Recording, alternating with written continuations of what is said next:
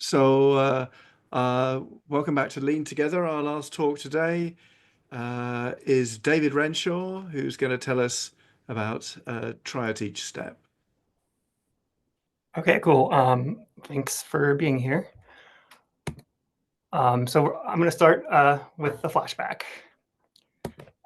In 2021, Jesse Hahn and co-authors released a machine learning research paper describing a way to maximize the training juice that you get from lean-proof data. I think this is a pretty good read, and I think the ideas introduced in it remain relevant today. But what really stuck with me about this paper is the set of Mathlib contributions that came out of it. So as part of their evaluation, the authors directed their system to search for new proofs of theorems in Mathlib, and it found a bunch. It found some that were better than the existing proofs. So here's one where an existing like 7 or 8 line proof gets replaced by a 1 line proof. It's just like a rewrite and then a application of a lemma. Here's 3 other examples of shorter proofs that it found. And now I don't want to assert that shorter is always better. I don't think it is, but I think in these cases it's clear that the proofs get simpler and easier to read. And additionally, the authors did observe speedups in compilation time for at least most of these examples. In total, 36 pull requests of this nature were submitted and eventually merged into Mathlib. And I just think this is a really cool outcome. The authors get to brag that their system found new and measurable improvements that were hiding in plain sight, while the whole Mathlib community benefits from the smaller proofs and faster compilation times.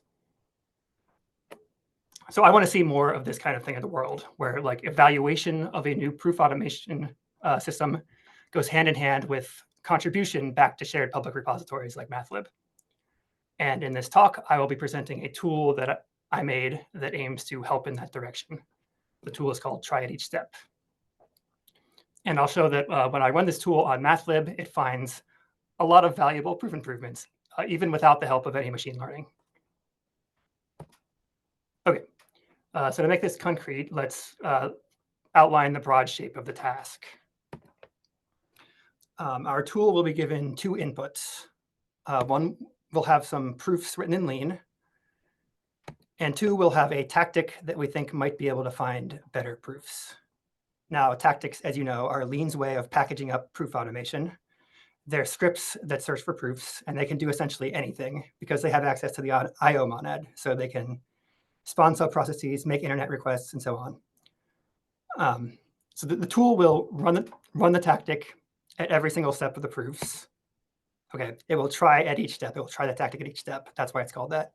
And then report back to us the locations where it succeeded, along with extra data like the change in proof size and any messages output by the tactic. And I'll note quickly that I originally called the tool try tactic at each step, but I deemed that to be too wordy. So try at each step it is.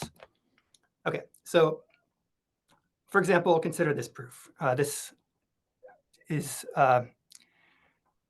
it equates 2 different ways of writing the sum of the components of a vector in R3. And the details of the proof don't matter. It's just a bunch of rewrites and then calling the ring tactic. And so if we pass this proof and the exact question mark tactic into the tool, okay, first, exact question mark. I don't like saying, I don't know how to pronounce this tactic. It feels awkward to say exact question mark. So I'm just going to call it library search from now on. Okay, so we pass library search into our tool, try at each step. It should try it at each step and report back the places where it succeeds. So it will, in fact, succeed on the first line here and tell us that there's a lemma we can directly apply, sum univ 3. Awesome.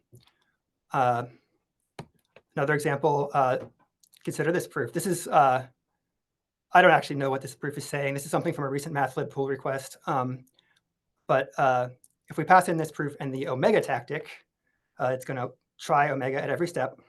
And it will report back to us that it succeeds on this line, shrinking the proof source code by 2 lines.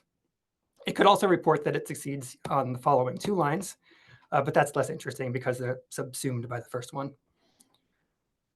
Okay, so that's the vision. That's the thing we want to implement, but how do we do it? Well, okay, so you might think, well, we should just copy whatever Jesse Hahn and co-authors did back in 2021 for their evaluation. However, since then, as you know, the whole Lean community has migrated from Lean 3 to Lean 4, and all the relevant interfaces have changed.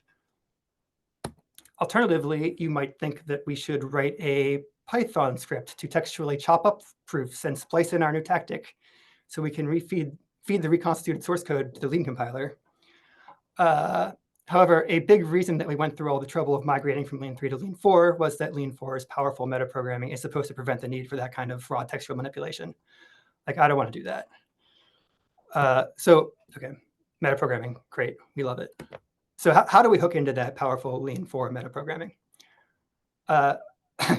Let's walk through what needs to happen to run a single tactic in isolation. Okay, so suppose we're given the tactic as a string. For example, it's given as a command line argument to our tool. First, we can parse it. That gives us syntax. That's the low-level tree structure representing the tactic.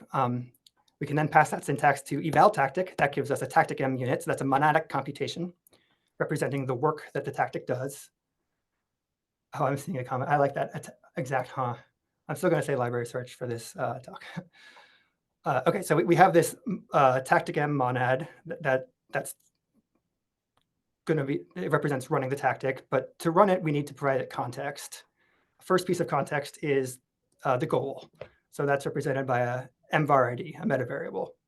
We combine the meta variable with the monad, we get a new monad. Now we're in termalab M, and it returns the list of new goals that come from running that tactic. We step up one more layer of monad. There's like some auxiliary information that gets attached here that we don't really care about. So now we're in meta M, still returning a list of new goals. The next piece of context we need to add is the metavar context. So that's what gives the meta variables meaning. It's an assignment from meta variable ID to expression, plus maybe some other auxiliary information. If we combine that with our meta M, we get into another monad. Now we're at core M, and our computation returns a core.state, which includes the updated metavar context and still the new metavar variables. So examining those two outputs will let us know what happened when we run the tactic. And now, okay, one more step. We need to provide the environment. The environment is the set of all declarations that happen above us, in our file and in imports. And they're the constants that are defined that we can refer to. So find that. And then finally, we are in the IO monad, and that's a computation we can run in the main function of our program.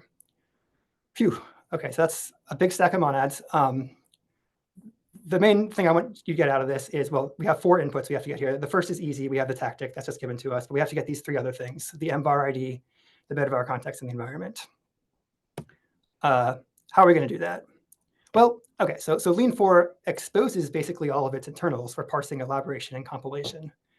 We could, in principle, write an alternative version of the command elaborator and add logic to it that grabs these pieces of data in passing. Fortunately, however, we don't need to go through all that trouble because the data we want already gets grabbed for a different purpose. Okay, so if you've ever interacted with Lean code in a supported editor like VS Code, then you know about the info view, which displays information pertaining to whatever is currently under your cursor. So here, if the cursor is at a tactic step of a proof, the info view pretty prints the corresponding goal. Okay, so pretty printing a goal requires having an mvar ID, a metavar context, and an environment. And that's the data we need also. So we should figure out how the info view is getting that data. And I mean, a lot of you already know the answer here. The answer is Infotree. An Infotree is, you might say, a trace of what happened during elaboration, agglomerated into a tree structure that mirrors the structure of the syntax that was elaborated. So this is the definition of it in the Lean core repository. It's just kind of a generic tree that's got information attached to it. But importantly, the information it contains is not just like inert flat data. So yeah, it's got this string name referring to the elaboration function. But it's also got these live object graphs representing snapshots in time. I mean, that's what these metavar contexts are. We also get mvar IDs representing the goals before and after the current step. And we get the environment. It's not exactly the environment we want. This is the environment after the elaboration of the current command, and we want the environment before, but we can finesse that. Okay, so Infotree gives us exactly what we want, and now we can draw the picture of what happens when we do tryAtEachStep. So again, input is a lean file. First step is to elaborate the declarations in the file to get info trees for them. And conveniently, the core lean function called process command does most of the hard work there. Then we extract the information, like only the information that we need from those info trees. So there are a bunch of info tree nodes that we want to ignore. For example, those that result from macro expansion and don't correspond to any concrete syntax in the source code.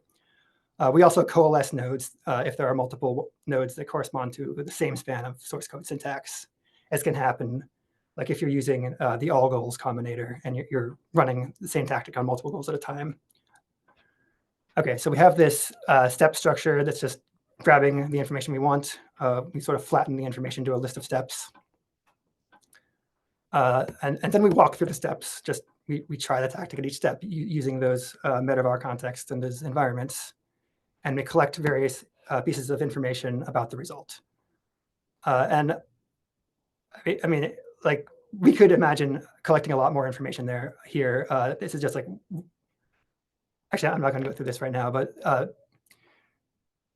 we have the terms, like the old term of the proof, the new term of the proof, and a bunch of information like that. And finally, we convert those into JSON so that perhaps external tools could process them any way they want to. And so that's just for a single lean file. To run this process on an entire library, we have an additional tool called tryAtEachStep in directory, which spawns a subprocess to call tryAtEachStep in parallel on all the lean files in a directory.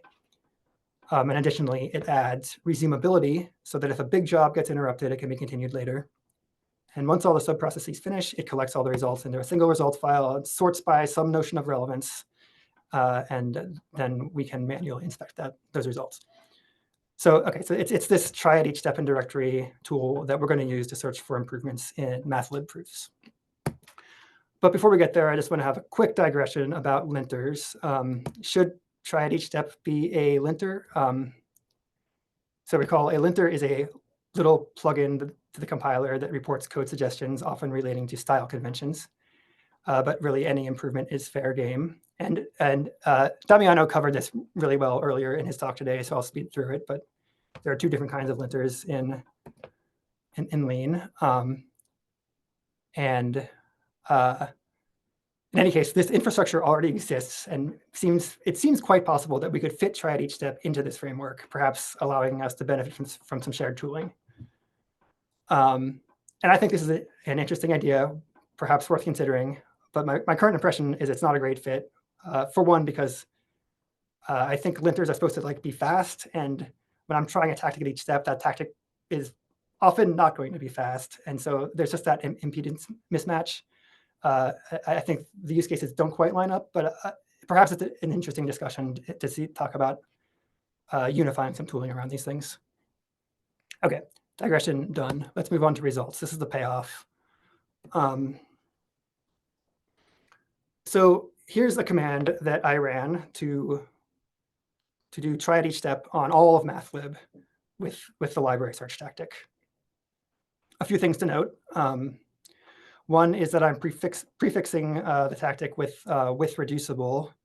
That's just telling Lean to try less hard to prove things are definitionally equal. I found that speeds things up and doesn't really, at least in this case, doesn't really change what gets proved. It just prevents a lot of timeouts that slow things down. Another thing is I'm running this command from a downstream file that imports Mathlib as a dependency, and I'm able to just pull in the Mathlib files just through the .lake path like this, and that totally works.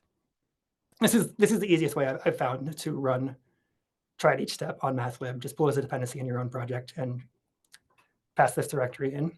And the third thing is I'm telling it to run with a parallelism of 31.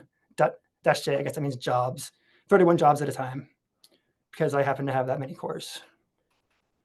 Okay, so I run it, and where's my cursor? And it takes 5 hours. So, okay, so overnight job, that's achievable. I can deal with that. But I mean, it tried library search at every single step in Mathlib, so that's pretty cool. And it returned 2,811 results. So these are all cases where library search closes the goal while the current existing proof has more than one step still to go after that step. Okay, so I'm just going to show you now, like the cream of the crop here, the results that I thought were most impressive, and these are ones that I in fact already submitted and got merged into Mathlib. So this is just I don't know, that looks like 10 lines of proof, including a calc block, and it turns out we could have just used a lemma the whole time. Similar thing, like 10 lines of proof, kind of meandering through some by cases, some gconker, and should have just used the partition of unity LE1 lemma. And this one's my favorite. Here's this proof that clearly like had some tech debt associated with it. If you look back in the history, like the proof started out pretty short, but then like through various migrations, I think like the Mathlib 4 port and then various other Lean 4 changes, it had to just keep on getting longer and longer to adapt. And so there's like these notes about that. And then there's this ERW, which, as we were just talking about, ERW is frowned upon in Mathlib. And so I was pleased to see my tool find this simple Lee of same lemma just directly gets rid of all that cruft. And to be fair, when the original proof was written, this Lee of same lemma did not exist yet in Mathlib. So this is one kind of thing that the tool tends to find. If you make an improvement somewhere in the library, you can propagate that. You can start using your lemma. You can find the places where you can start using lemma. Okay. Another sort of thing that I found is, well, there are bugs in library search. Here's something I reported on the Lean 4 repo. If we have a sufficiently complicated expression, I think this involves some quantifier alternation. Library search gets pretty confused and returns something with a meta variable in it, and usually it doesn't say refine. Usually it says, try this exact. So something is going wrong there. I don't know. Okay, so another mode of use that I tried out for a tryAtEachStep is with the Omega tactic. So about a year ago, Omega was completely new, well, at least for Lean 4. And there was a desire to see which uses of linearith in Mathlib could be replaced by Omega, because if you can replace linearith by Omega, it tends to speed things up a lot, because Omega is specialized to like nats and integers, and linearith is more general, so it has to do more work. So here's the command I ran for that. Kind of the same as before. One has this new flag, filter by fewer steps. So here I'm saying, show me the results, even if they don't cause there to be fewer steps in the proof, because I'm looking for things that are like linearith turns into Omega, so that's going to be the same number of steps. So I run that. That only takes 22 minutes or like 21 and a half minutes. So that's, I find that pretty impressive and pretty like, I don't know, that's pretty great. I can like eat lunch and come back and see how many times Omega succeeded. And so there's 2 pull requests I submitted for this. One, the first big one, I think I counted this has about 400 instances of linearith that I replaced with Omega. And we ran the bench spot on this, and there were some pretty noticeable improvements on some files.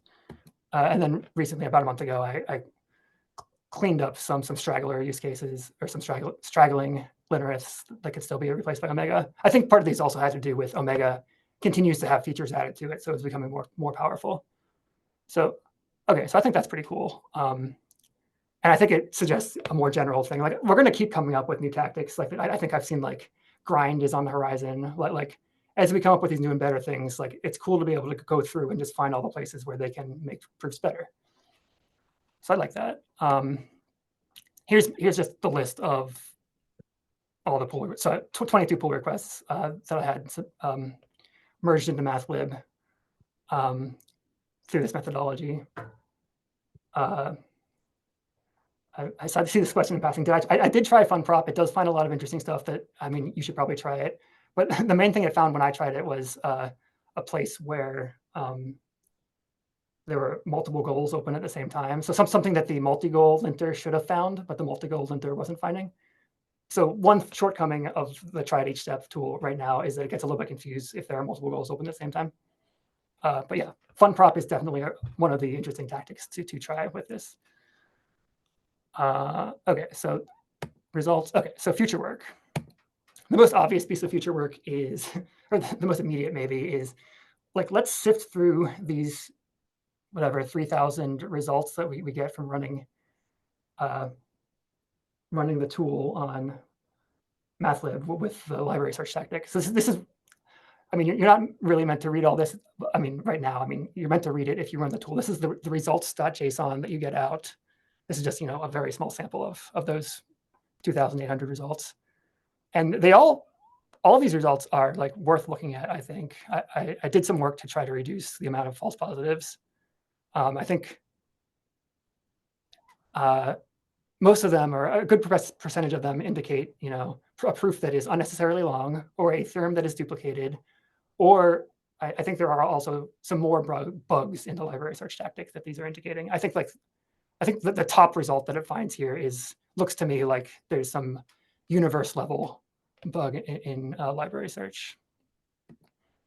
Okay, so other future work. Oh, and also I invite any of you to try running the tool and start chipping away at this, because I don't want to be the person who has to do all this cleanup. The reason I tried to make this tool usable is so we all can work together on making these improvements. Okay. Another piece of information that would be good to have in the output of tryAtEachStep is timing information. Currently, it's only reporting like proof length improvements, because that's like the easiest thing to measure. But we do really care about compilation time, and in principle, it should be possible to measure. We could either, as my tactic says, or as my slide says here, we could use the built-in profiling of lean, or we could maybe hook into a Linux perf or ftrace, which is what I think the Speed Center does, and try to use those to compare, the old tactic versus the new tactic, just so that like when we have the results, we don't have to then go back and manually measure the performance ourselves. That's what I find myself ending up doing spending a lot of time on. But measuring the timing, I think we have to be a little bit careful about it, because if we're doing stuff in parallel, I think this profiler, like the wall clock is affected by, what the other cores are doing. So we just want to do it thoughtfully.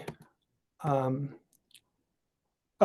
another piece of future work. I really wanted to get this working with like some of the language model stuff you can do to get automatic suggestions for Lean. So Lean Copilot is one of those projects where they have a tactic called search proof, where you can get a language model to suggest how to finish your current proof. And this would be sort of the direct analog to what Jesse Hahn and co-authors were doing in my origin story. And so I tried this. I actually did get this to succeed about 9 months ago, but I tried it again like last week, and I'm getting linker errors, something to do with foreign function interface. I think the way that I got this working, so I think this is happening because I'm like using the interpreter, or like anyway, if someone has some advice about this, I'd love to talk to you. The way I got it working 9 months ago had to do with manually specifying a bunch of really ugly paths on like LD preload and LD library path, and I'd really like to avoid having to do that. Final thing I want to say is, okay, so I have this pet project called Comp Files. It's a repository of formalized math Olympiad problems and solutions. And I've had people ask me, why does Comp Files include solutions? Isn't that just going to contaminate the training set for language models? And part of my answer is, well, Comp Files is primarily a database for humans, and I don't want to live in a world where machine learning benchmarks take precedence over human sharing of knowledge. But also, like, we can still use these Olympiad problems for evaluation of proof automation. Like, I think it'd be really cool if Comp Files or a repository like that could become a kind of like arena where a tactic can gain ranking by improving some of the proofs. And then, like, because the way you get points is by improving on the state of the art, like, there's no danger of contamination. It's just all you're judged on how well you improve. Anyway, and I promise you, like, these proofs in Comp Files right now, like, there is a lot of room to improve them, and a lot of juicy improvements that could be found by automation. Okay, so I'll leave you with that. Thank you for listening. Happy to take questions now, or I'll hang around in the Gather Town afterwards also.